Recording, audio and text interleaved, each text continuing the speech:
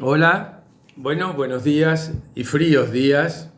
Hoy, miércoles, eh, seguimos con una temperatura invernal. Lamento mucho no haber llegado a tiempo ayer para poder pasarles el tema de esta semana, pero fueron unos días intensos de contacto de, de Unitres con todos los compañeros de Unitres del resto del país, del resto de América, para determinar temas que tienen que ver con la situación de las Unitres frente a la pandemia y cosas de ese estilo de las cuales ya les vamos a informar en su momento. Así que bueno, eso motivó que ayer, como les decía en el mensajecito, no me diera la nafta para hacer esto y lo retomamos en el día de hoy. Recordarán que la semana pasada empezamos a ejercitar nuestra memoria volviendo a los días de nuestra adolescencia, de nuestra juventud, cuando éramos espectadores embelesados y privilegiados de esa nueva maravilla de la tecnología que era el cine. Eh, de cine podemos decir muchas cosas. Yo no soy un experto en cine ni mucho menos. Lo que me gusta sí es hablar de estos temas porque creo que nos hacen revivir una cantidad de vivencias que todos hemos tenido en esas etapas de la vida y que en momentos como estos que estamos encerrados, que estamos faltos de contacto con la familia, con los amigos, viene muy bien retomar. Recordarán que dijimos que nos íbamos a dedicar unos días a repasar algunas de las películas que marcaron hitos importantes en la historia del cine, que para muchos de nosotros ni siquiera están en el recuerdo, porque muchas de estas películas las hemos visto en su momento y no las hemos vuelto a ver, y por lo tanto nos queda una imagen bastante borrosa de esa. Por otro lado, hay muchas otras películas que, a pesar de que las hemos visto hace muchísimos años, se mantienen muy vivos en nosotros por diversos motivos, ¿verdad?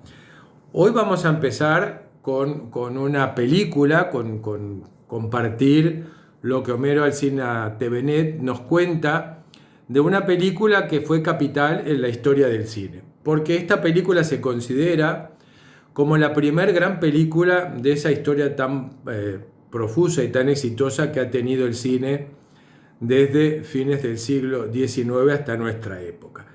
Y esa película es la que se llama El nacimiento de una nación, que es debida a la dirección de David Griffith. Es una película que por muchos motivos marca una etapa inaugural en la historia del cine y que de la pluma de Alsina nosotros vamos a recorrer.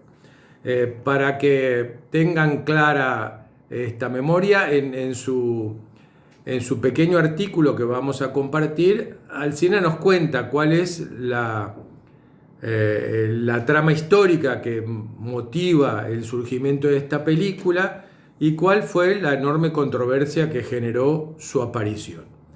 Les voy a mostrar para que vean el afiche con el cual se presentó esta película en Nueva York. ¿Da? Es de 1915, muestra a un caballero con una imagen muy medieval, que es un caballero del Ku Klux Klan. Y comienza Alsina diciéndonos esto de esta película. Dice: en toda historia del cine, el nacimiento de una nación figura como la piedra fundamental de una industria que comenzaba su desarrollo en ese momento de 1915 y que empezaba a hacer célebre la palabra Hollywood, porque se rodó muy cerca del emplazamiento en el cual luego se desarrollaría la industria cinematográfica en Hollywood.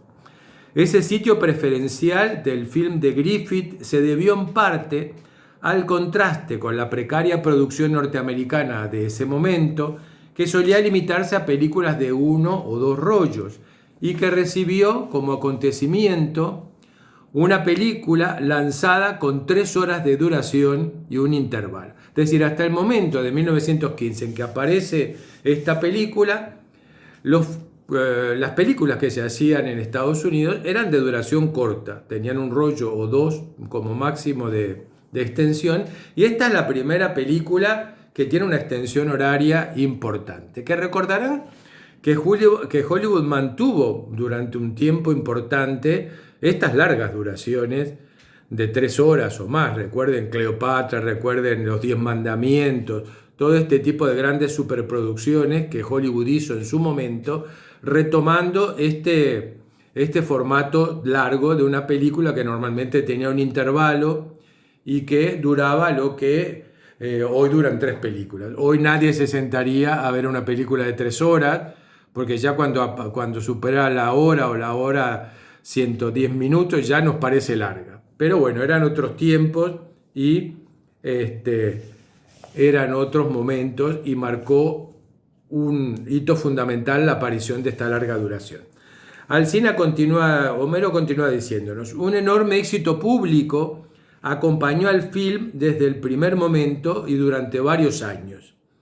En eso superó a los cercanos precedentes italianos de superproducciones, como había sido La Caviria de Pastrone o el Quo Vadis de Guasone, que luego serán retomados también más adelante por el cine, que nos darán varias remakes de estos mismos temas, cuya repercusión en ese momento había sido menor. En su momento, El nacimiento de una nación resonó como una inmensa novedad en Estados Unidos, por el aliento espectacular de sus escenas de batalla y por la reconstrucción de un tema nacional como la Guerra de Secesión, que había tenido lugar entre 1861 a 1865. Encima de esto, la película reunía las últimas innovaciones de técnica y de lenguaje que Griffith había sabido recopilar y desarrollar en 6 años de experiencia como director. Griffith fue el primer autor cinematográfico, en el sentido moderno de esta discutible expresión, y creó una gramática cinematográfica que tendría abundantes continuaciones.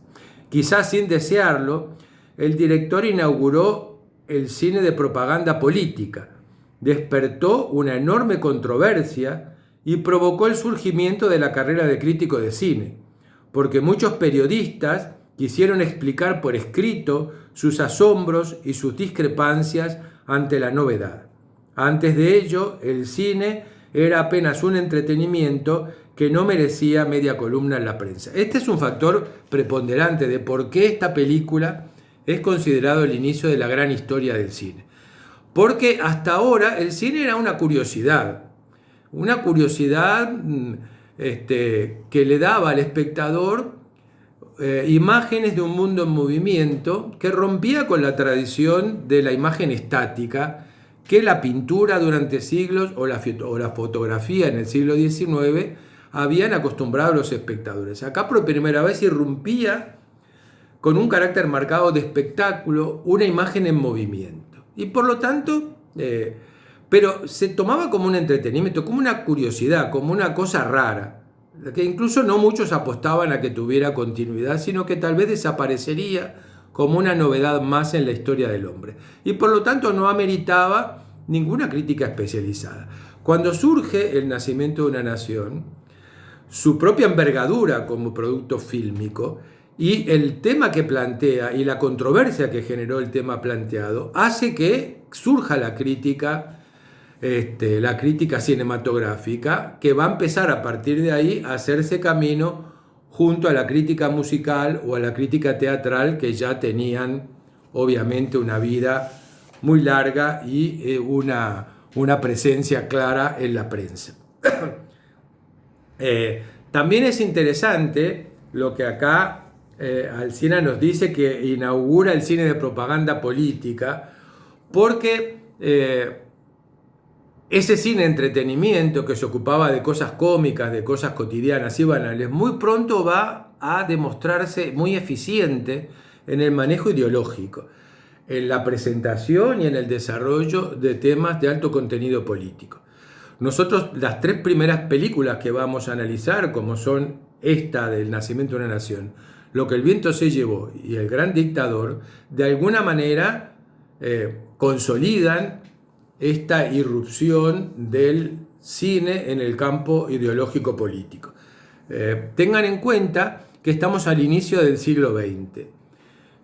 Todavía la película, cuando se rueda, está justamente arañando los inicios de la Primera Guerra Mundial, y cuando se va a estrenar estamos en el primer año de la Guerra Mundial. Una guerra que para esas alturas, para Estados Unidos, no era una guerra norteamericana, era una guerra europea.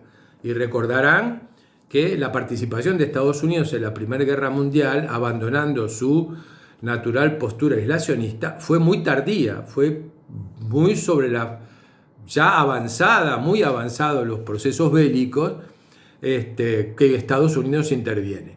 O sea que para Norteamérica en esta etapa lo importante era su historia, y consideraba todos los acontecimientos que se estaban desarrollando en el mundo en esos momentos como acontecimientos típicos europeos, y por lo tanto eran los europeos los que tenían que de alguna manera resolverlo.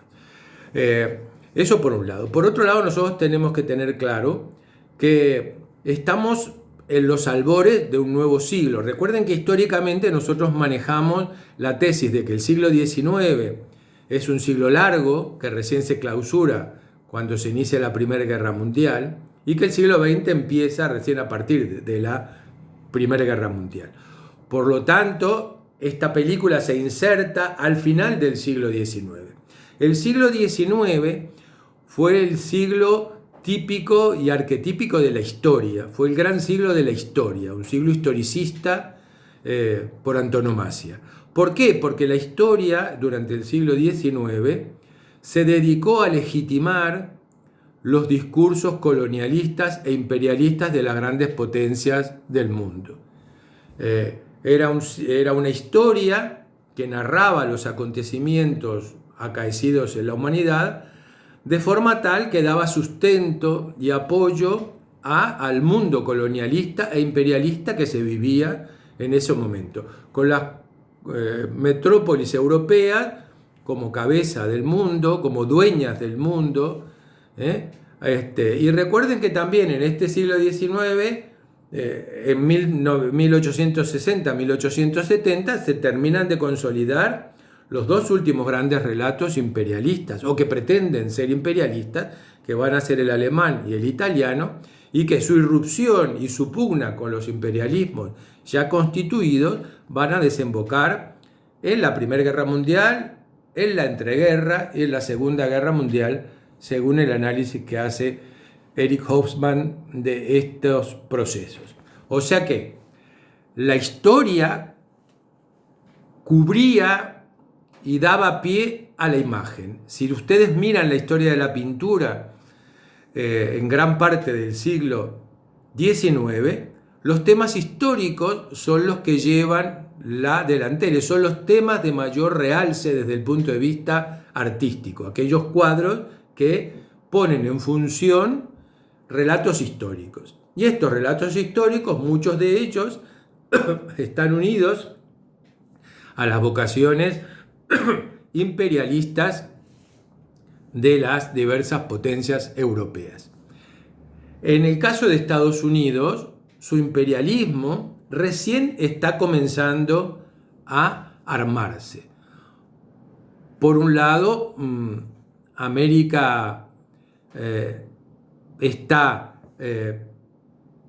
llevando adelante la doctrina Monroe, en la cual considera que el campo de acción normal de Estados Unidos es el continente americano, y que por lo tanto cualquier incidencia de la vieja Europa o de las colonias o de las metrópolis colonialistas, imperialistas del momento, con respecto a América, era tomado como un ataque directo a Estados Unidos, pero Estados Unidos todavía no había manifestado una vocación abierta de un imperialismo global.